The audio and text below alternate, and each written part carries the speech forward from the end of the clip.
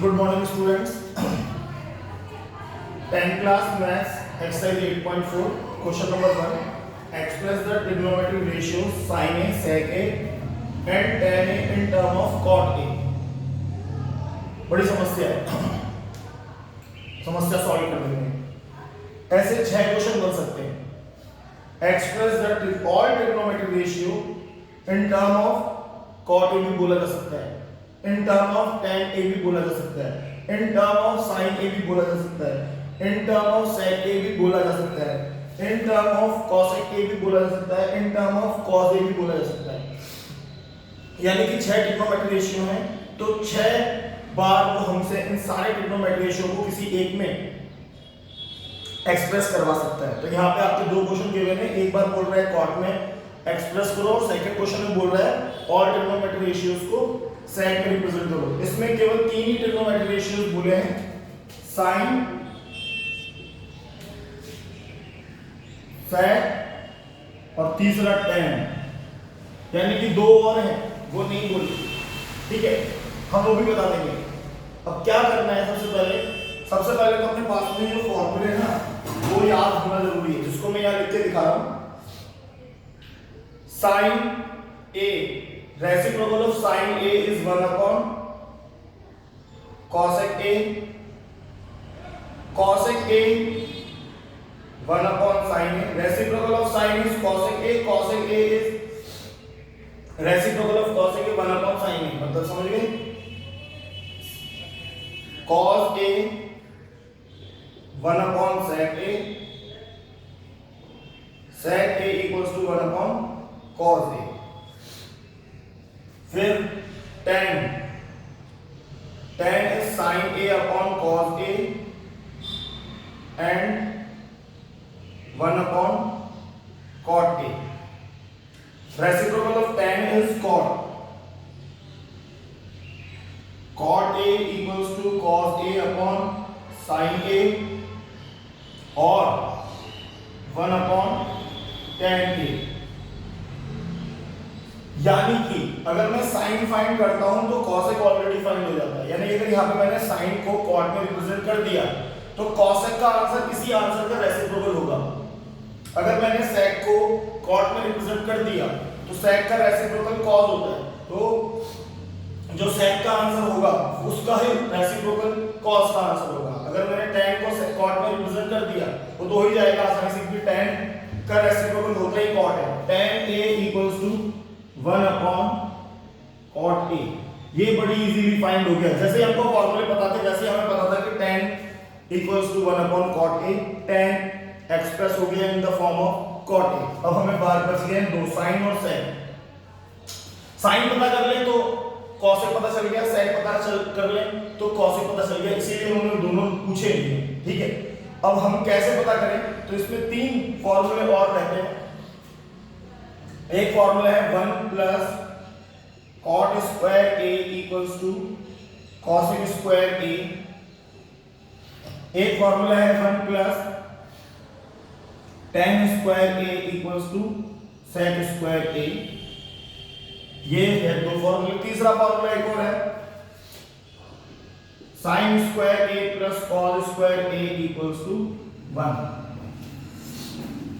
अभी हमको ये दोनों काम में आने वाले हैं, तो मैंने ये दोनों यहाँ पर लिखे हैं और उसको वहां लिखा है।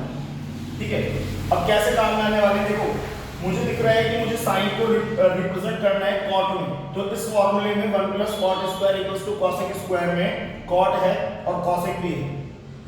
यानी कि अगर मैं ये स्क्वायर ट्रांसफर कर दूं तो 1 plus cot square a equals to cosec a हो जाएगा। यानी कि cosec a बड़ी इजीली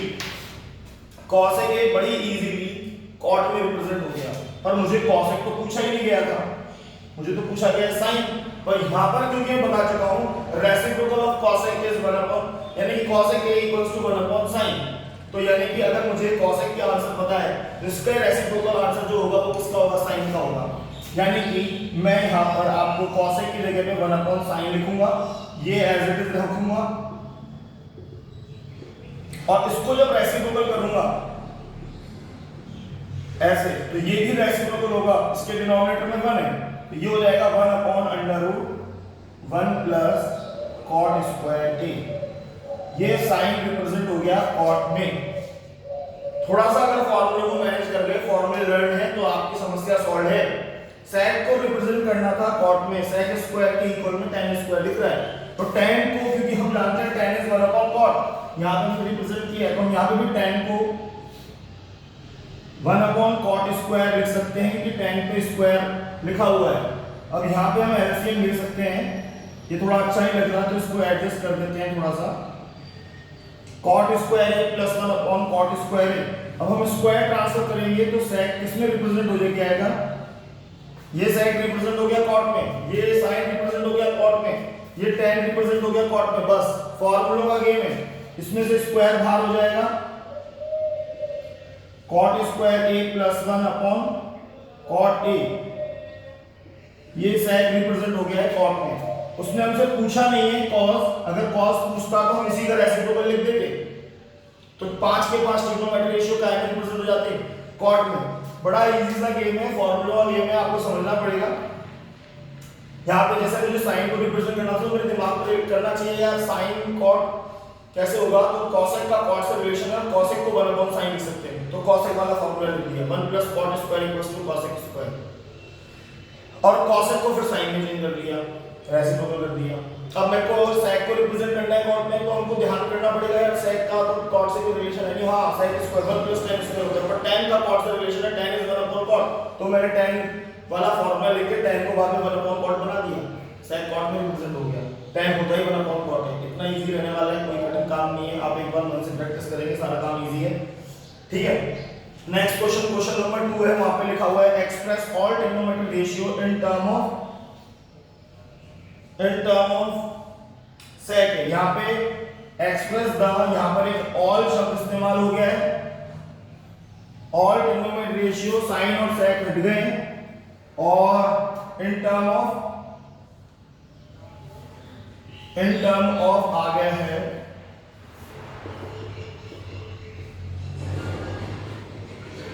sec। इतनी सी कार्रवाई हुई है, तो इसमें देखते हैं क्या फर्क पड़ता है। अब ये सब आपने समझ लिया है, तो सबको हटा देते हैं वापस से।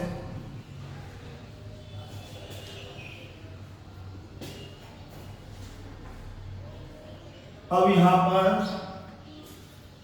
क्या क्या रहने वाला है, ऑल ट्रिग्नोमेट्रिक रेशियो यानी कि साइन भी होने वाला है, sign cos tan cot sec और cosec 6 होते हैं।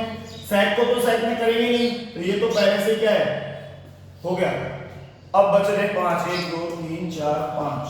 देखो cos तो होगा ही 1/sec है, cos a = 1/sec, ये भी काम आसान हो गया, cos बड़ी इजीली sec में रिप्रेजेंट हो गया। अब 2 खत्म हो गए, बच गए कितने, 1 2 3 4। अगर मैंने sin को sec में रिप्रेजेंट किया तो उसी का रेसिप्रोकल cosec का आंसर होगा, और अगर मैंने tan को sec में रिप्रेजेंट किया तो उसी का रेसिप्रोकल आंसर cot का होगा, यानी कि मुझे दो ही चेंज करने हैं।